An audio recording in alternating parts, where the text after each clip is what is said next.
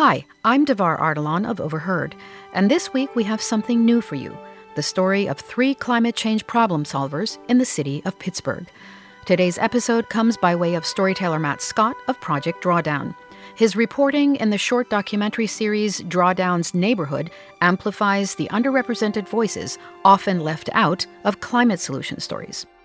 According to Pittsburgh's Department of City Planning, the Steel City is already experiencing the effects of climate change, including harsher winters, hotter summers, record-setting precipitation, and increased numbers of invasive species.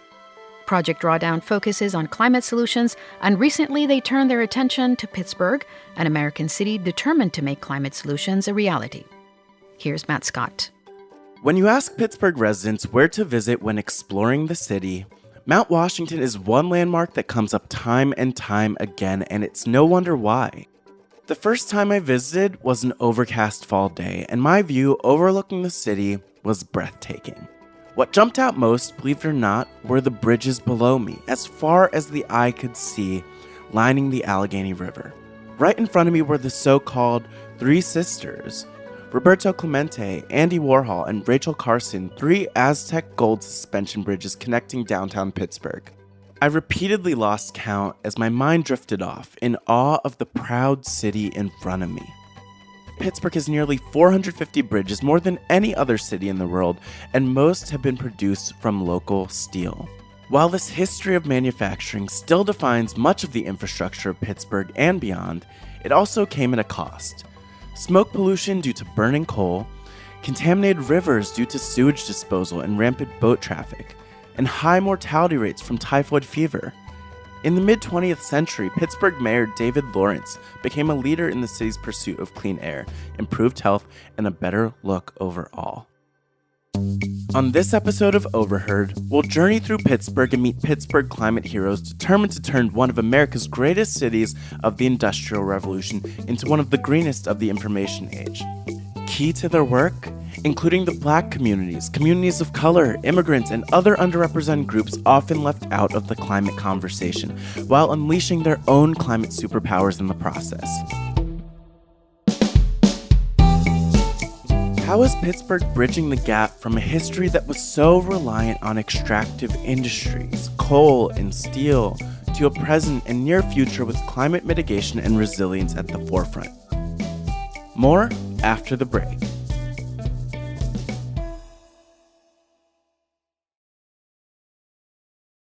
For so long the people have been pressed down. The system got me wonder where to break down. Sun up to sundown, working for my ransom, trying not to feel like I'm a letdown, but moving forward as I sway to. That's Clara Kitango, performing her original song Roots while sitting in a tree nursery in Lawrenceville, just off the 62nd Street Bridge. Clara is program manager of the One Tree Per Child program at Tree Pittsburgh, an environmental nonprofit dedicated to restoring and protecting the urban forest through tree planting and care, education, advocacy, and land conservation. As a performing artist, tree tender, and educator, it's no wonder that Clara connects to climate solutions through her music. So as you can tell, the song is really about getting to the root of the issues, things that really matter. The second verse actually goes like, no barriers they put up will ever block us.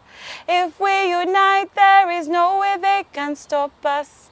United we will stand, divided we will fall. We got to find the rhythm as we sway. It's really about unity, and I think when we learn more about trees, I learned recently that trees, actually their roots are connected, and in certain species, they're literally communicating through even the little bacteria on the tree to communicate if there's disease going on, or if the tree has been damaged, or if a tree is about to die. It just start sending all of its nutrients to the roots so that it can spring out more, other little trees around it. So much to learn from the roots, and from the roots of trees, but literally from going to the root of a lot of the issues that we're dealing with.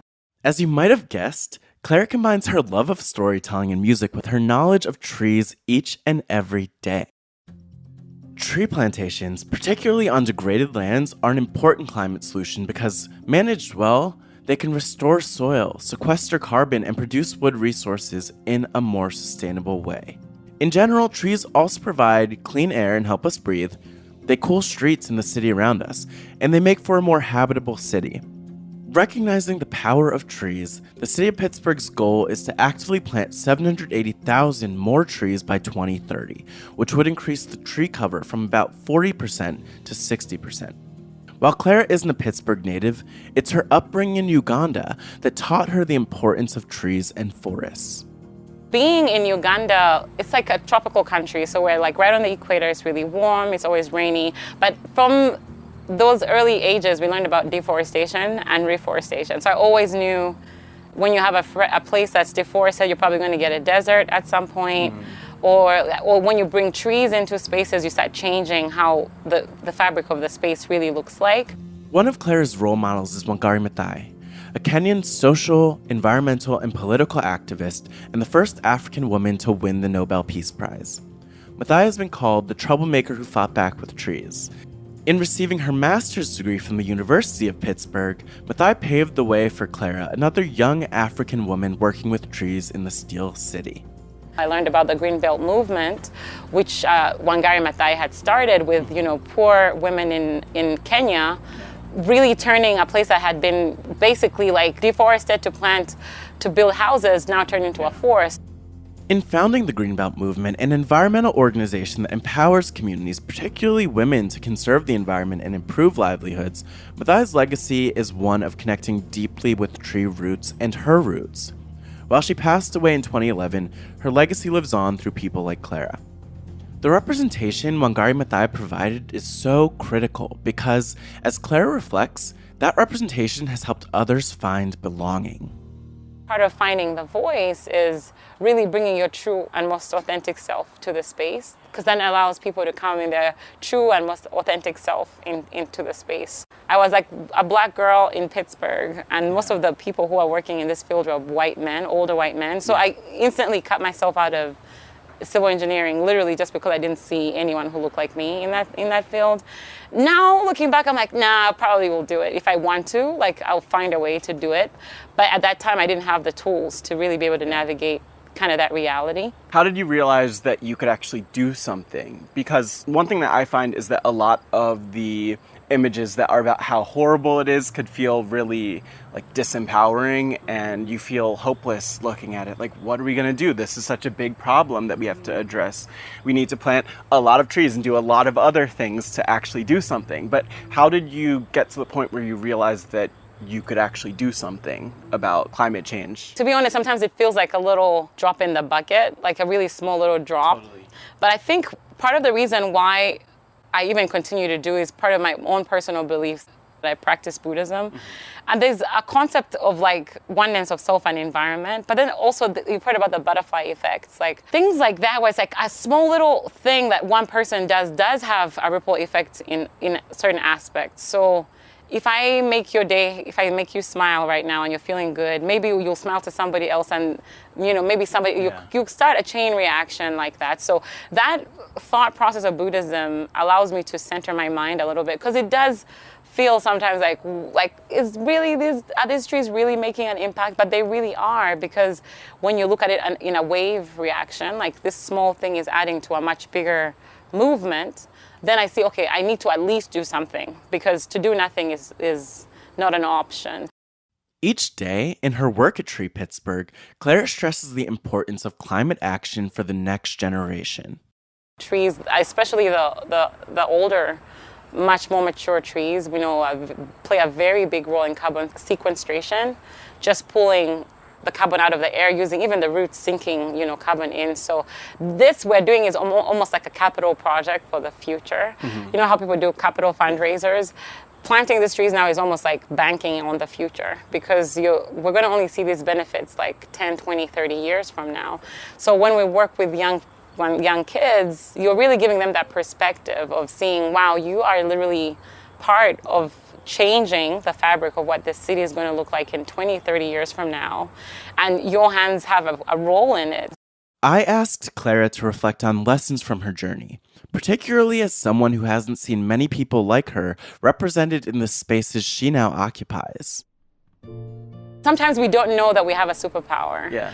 I come into the US with many layers, being an immigrant. On the surface, I'm African American, but I'm really African. So there was like, where do I really fit in and how do I find my voice in all of this space? The truest thing for me is that the environment connects me to all of those experiences. And I think that's part of the journey of my own life, is realizing, oh, actually because you're born in Uganda, and you have this unique experience, that is in itself a superpower because of the perspective that you're bringing to the table. Up next, another climate hero literally building the future of Pittsburgh while not losing sight of its past. More after the break.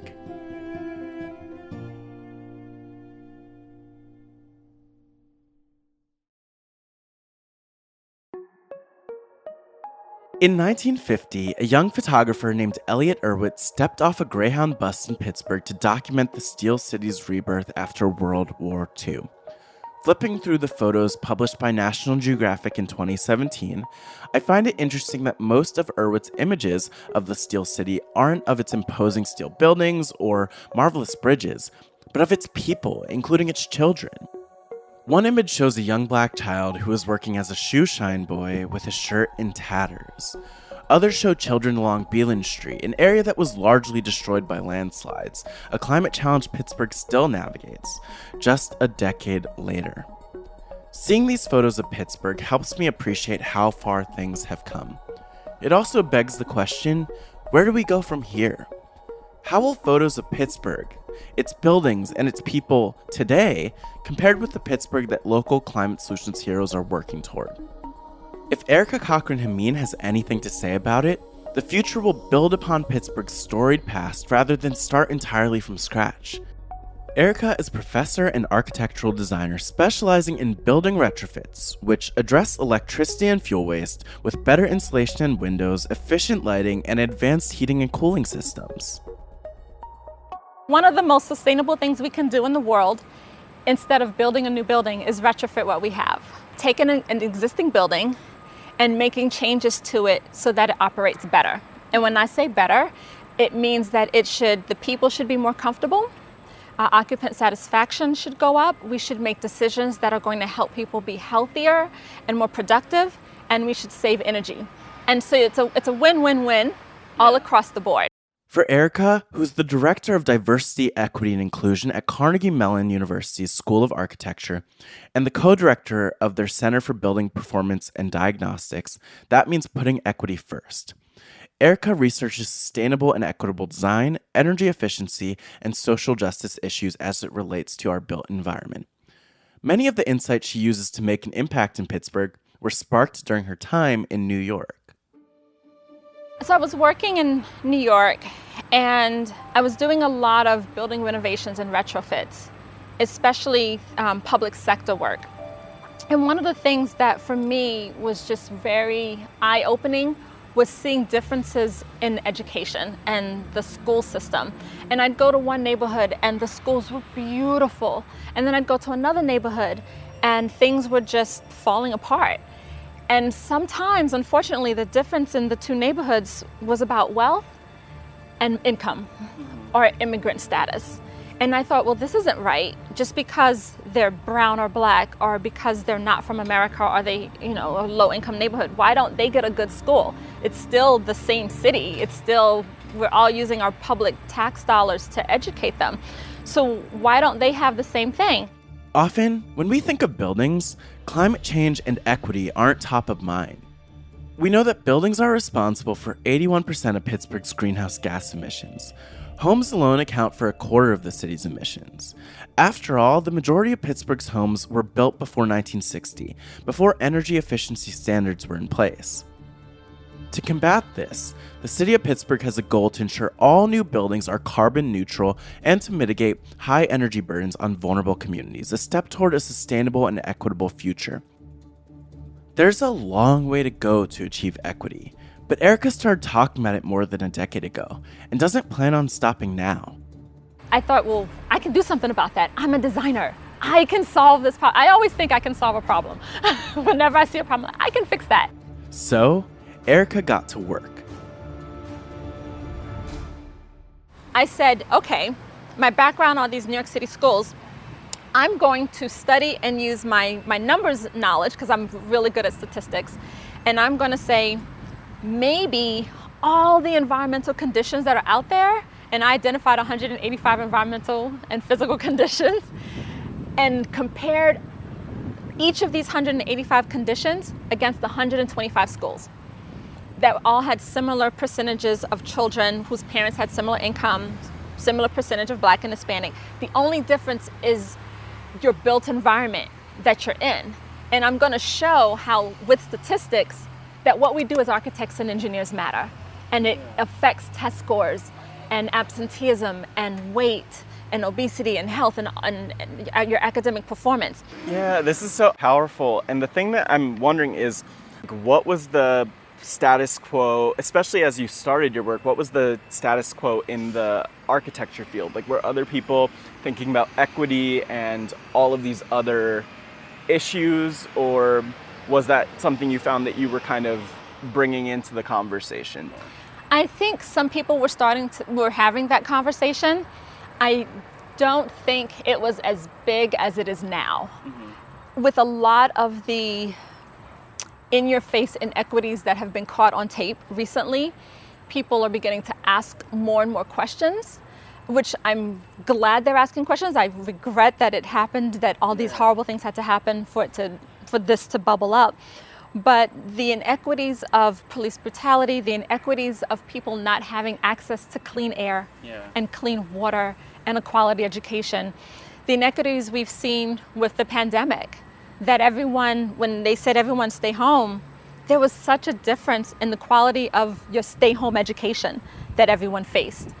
And so because of all of that, now people are talking about it more. When I started talking about this like 10 and 20 years ago, it wasn't as many, I don't think as many people were involved in the conversation. Mm-hmm.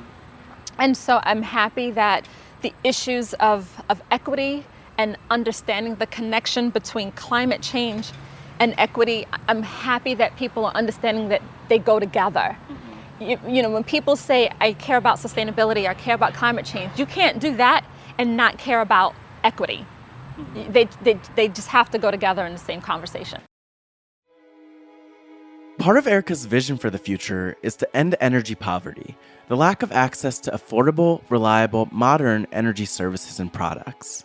Pittsburgh has the second highest energy poverty rate for African Americans of any city in America. I want to change that. I want that it shouldn't matter how much money you make. It shouldn't matter what country you're from. It shouldn't matter your religion. You should be able to go home to a house that is comfortable in the summer and in the winter. That no matter what country you're living in, you should live someplace where you can breathe, where you're not having heat stroke because it's so hot due to climate change and we have global warming, or you're worried about flooding because of rising sea levels, that we have new solutions and you were able to use those. And you could go to school regardless of where you're from and get a quality education. That you will be in a building that is healthy, you don't have high teacher turnover rates, and you have a playground for children, that you have a school with access to playgrounds. I think if we can just provide equity in housing and education, so much would change. Because education gives you those tools to make things better. If we start giving people those tools at a young age, then when they become adults, you can do anything.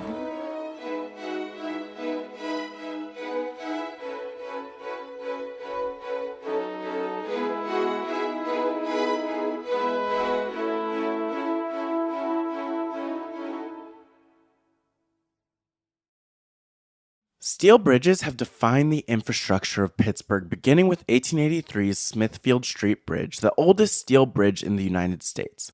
As I stood atop Mount Washington, a climate solutions storyteller in a city once known for its innovative yet emissions-intensive industry, I couldn't help but think of more metaphorical bridges. After all, Pittsburgh was the industrial center for a growing country, and that comes with a lot of baggage. Old nicknames like the Smoky City are a reflection of that, and yet today, Pittsburgh functions as a leader in implementing climate solutions. In order to understand that drastic evolution, I sat down with one of the people who knows it best. So like a lot of families in the Pittsburgh area, my family definitely has a past of working in coal and steel. And they began that time in central Pennsylvania in the coal mines. That's Sarah Lexak, a third-generation Pittsburgher and someone closely tied to Pittsburgh's legacy as an industrial center built by blue-collar workers. So most of my family was from Slovakia, and they immigrated to the U.S. for a better life, like so many people do. And after working in the coal mines, my great-grandfather said that he wanted an even better life for his children, so he moved the family to Pittsburgh so that they could work in the steel mills.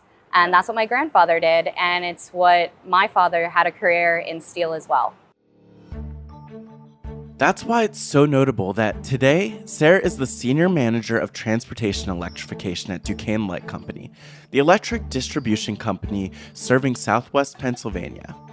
Sarah's career in electric vehicles puts her ancestors' innovative spirit to use in new ways, this time building toward a world that achieves drawdown, the future point in time when greenhouse gases stop climbing and start to steadily decline.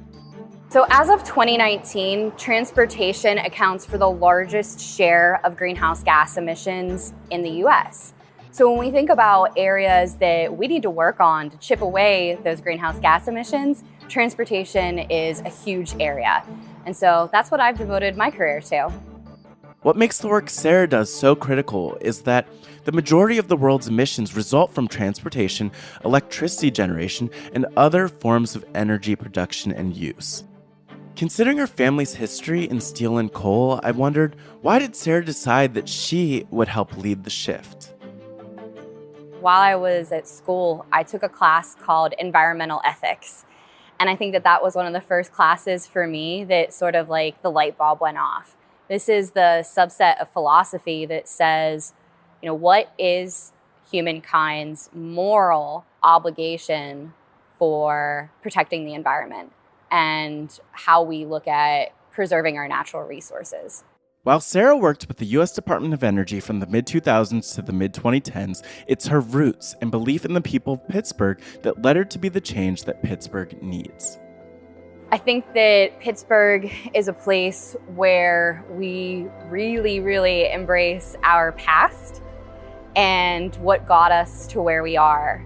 We have so many advances that have been made here in energy, in manufacturing, in the steel industry, and in so much more. And the evolution of our local industry and the people who are making things happen here. So many players doing so many really exciting things. Thanks for listening. For this edition of National Geographic's Overheard, this is Matt Scott of Drawdown's Neighborhood with support from filmmaker Eric Dowds.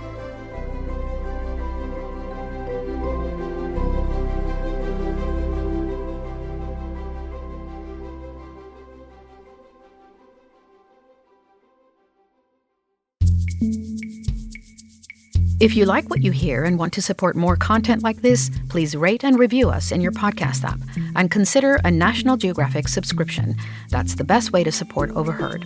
Go to natgeo.com/explore to subscribe. To learn more about Project Drawdown, visit drawdown.org. This week's Overheard episode is produced by Carla Wills, Manager of Audio. Our producers are Kari Douglas, Ilana Strauss, and Marcy Thompson. Our senior producers are Jacob Pinter and Brian Gutierrez. Our senior editor is Eli Chen. Our fact-checkers are Robin Palmer and Julie Beer. Our photo editor is Julie Howe. Hansdale Sue sound designed this episode and composed our theme music. This podcast is a production of National Geographic Partners. Whitney Johnson is the Director of Visuals and Immersive Experiences. David Brindley is National Geographic's Interim Editor-in-Chief. And I'm Devar Ardalan. Thanks for listening, and see you all next time.